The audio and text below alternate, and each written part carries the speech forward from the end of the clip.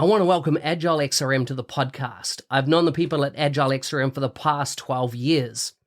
I've seen how their business process management tool can add massive value to complex organizational processes in sectors such as finance and government. If you have complex processes or a need for dialogues on the Power Platform or Dynamics 365, take a look at how this BPM tool can add value. You can find them at agilexrm.com or check out the show notes for more details.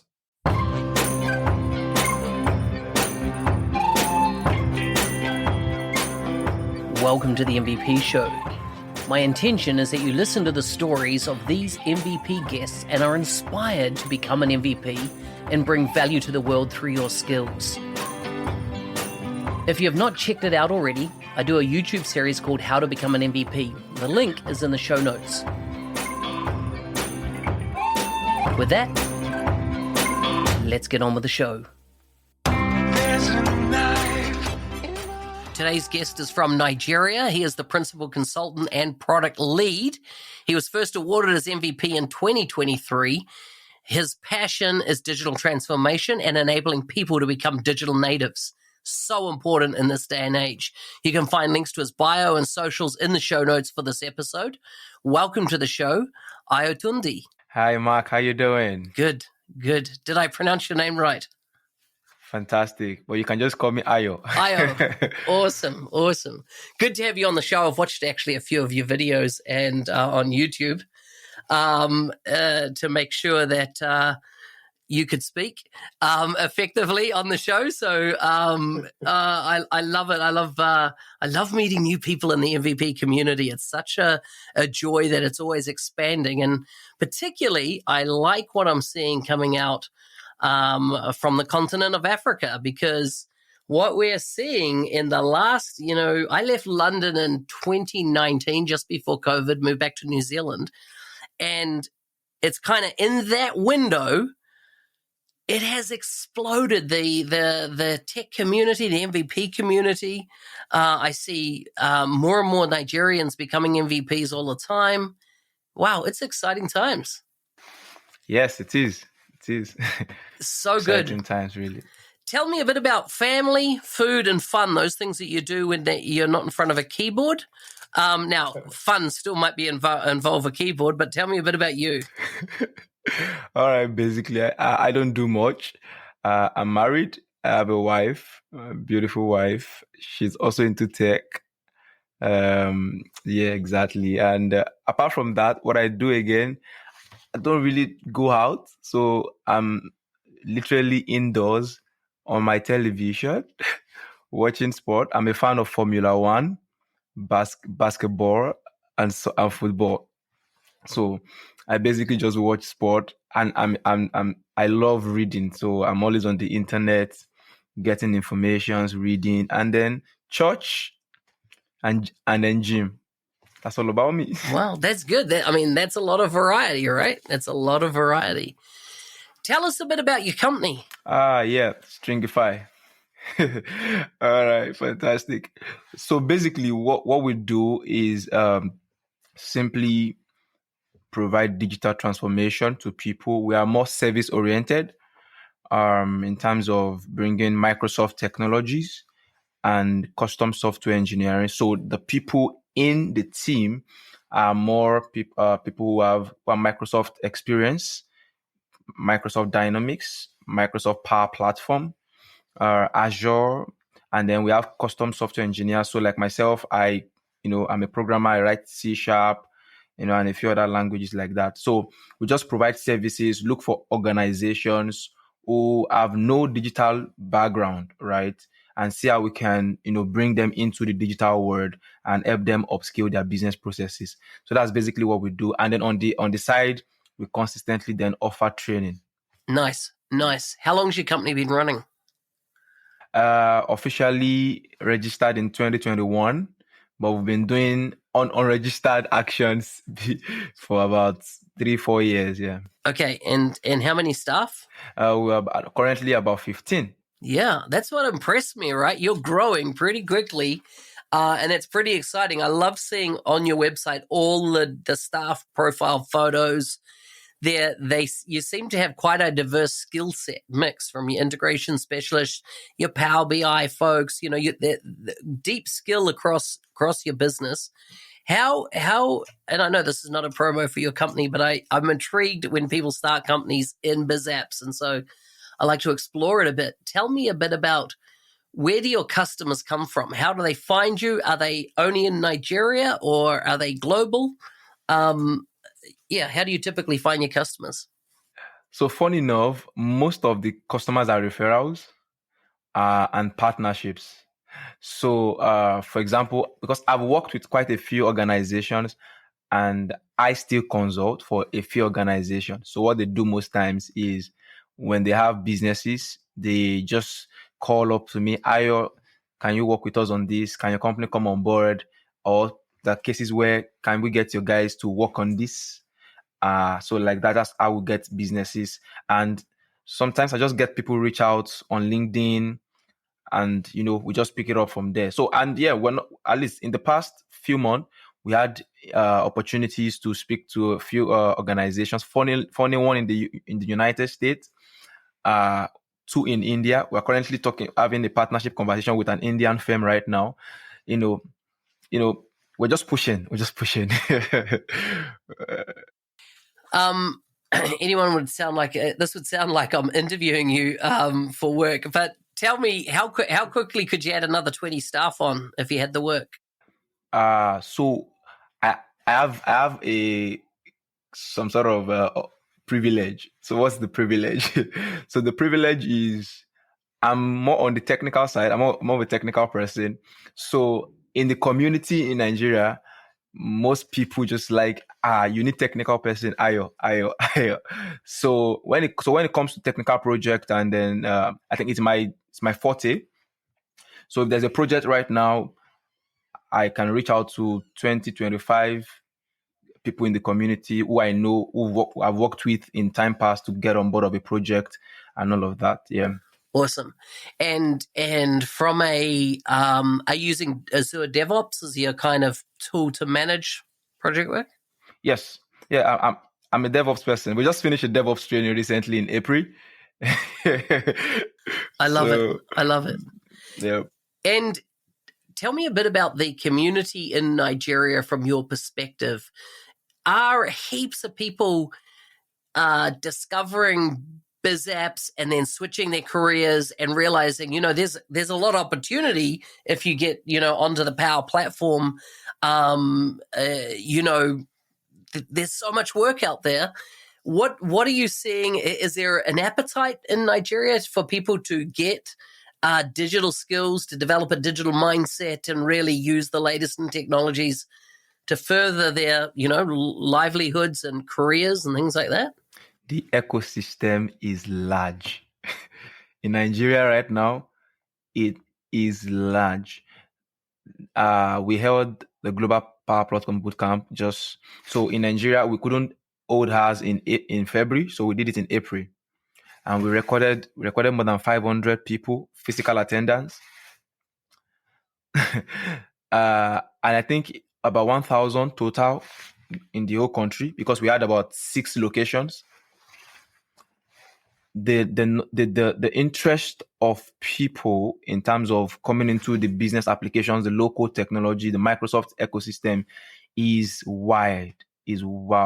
And the interesting thing is the rate at which organizations, enterprises, the large ones, the medium scale one, are coming on board of the low code system is something else. I can tell you for a fact right now that in the past 2 years, I've had to work with 2-3 companies, and we've had to implement nothing more than 30-35 process for each of them.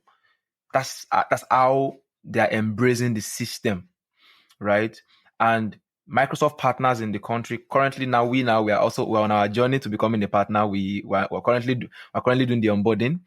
Right now, most of the senior Microsoft partner companies in the country, I can tell you for a fact, they are all steadily on board bringing up businesses. So businesses and personnels are really embracing the low code, because businesses are seeing the effect they're seeing the speed of operations, the ease in their in upscaling their business processes. And then when you now come to the personnel side, we know how difficult it is to probably learn a programming language, right? And then you can easily pick up Power Automate, pick up Power Apps, and then you're building things, right? I remember one of my interns, in 2 months, she was good. She had a final year project was Power Apps, things like that. So the community in Nigeria is wide, is large, and a lot of people are coming on board. It's so easy to preach a Power Platform right now in the country than it is to preach something else. I started a very long time ago. Let me see if I can find the guy's name. Hamid? Do you know Hamid? Abdulaziz? Yeah. Do you know this guy? We worked in the same company at some point. So you can see that because hang on, let me just on my camera. Can you see? It's a WhatsApp group, the Nigerian Dynamics 365 user group. Yes, I'm on there. I'm on there, yes. Yeah. 293 participants in that group. Mm-hmm. With Hamid, I started that group just before I left the UK. Isn't that nuts how much it is growing and that's why it blows my mind. In these last, since about 2020, there's been this epic explosion in Nigeria. Mm-hmm. I'm telling you, that's the way it is. The explosion is massive. Yeah, it's exciting times. How is Microsoft executing in country? Like, how are they engaging the market? If Power Platform's large, they must be happy, right? Because they're obviously doing license deals and things like that. Are Microsoft very proactive out in the customer base, or are you more introducing customers to the platform, or is it more Microsoft? So I think I would say both ways. All right, and because I'm privileged to be in the mix.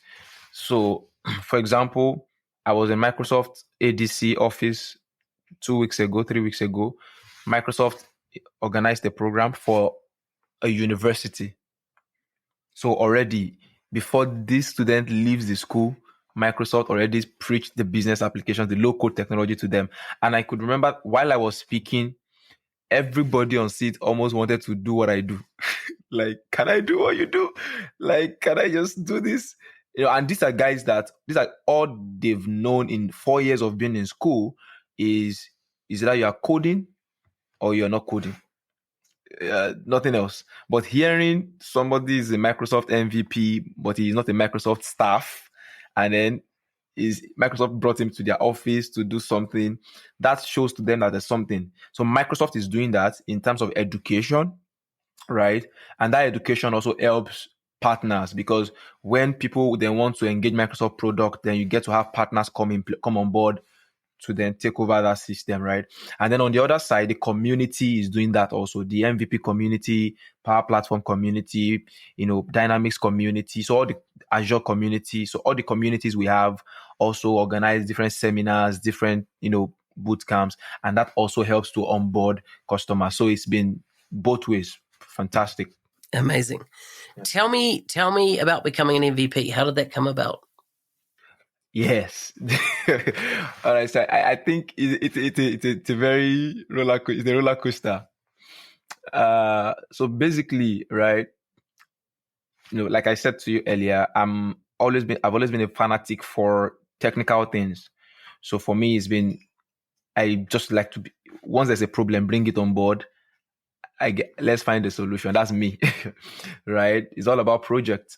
And then I also teach. So like I've been doing technical training for about 5 years steadily.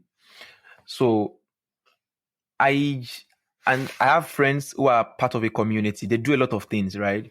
So there was a time in January, was it January? I think December, January. I noticed that most of the people that I was privileged to even mentor at some point just became MVPs. What's going on? How is that possible? And most of them then keep coming to say, boss, you should be an MVP. And for what? I don't know. I do trainings, I organize sessions, but I don't really So I met with two of my, good friends and colleagues. They are both Microsoft staffs who are part of our community. And I said, guys, carry me along. Anything you're doing, bring me on board. If you need any help, call me. And they were like, Ayo, it's you. You're not answering, you're not coming. So I said, okay, you know what? I'm available, because people always think I'm busy. And I am saying, yes, I'm busy at the same time, but I'm ready to offer to bring things on board. So I just joined the community, and then we started doing back-to-back things, and I joined them in what they do and all of that. And then from the community, from my mentors, Olajumoke Toriola, David Abu, Olanrewaju Onyiboke, these are names you might probably know. We just Ahmed himself that you said, they just said, Ayo, you have a lot of materials. You've done a lot of things. Just bring them together. And then I just woke up one morning. I saw that my former boss, Olajumoke Toriola, has nominated me. I'm like, wow. So I was like, what will I submit? She said She just told me how to do it. By the time I went, I had a lot of things I could actually submit. I was shocked. Like, oh, I do have materials. Around about how many did you put in your spreadsheet that you sent through? It was a lot. It was at least every month I had nothing less than 3-4 engagements. Wow, fantastic. Great.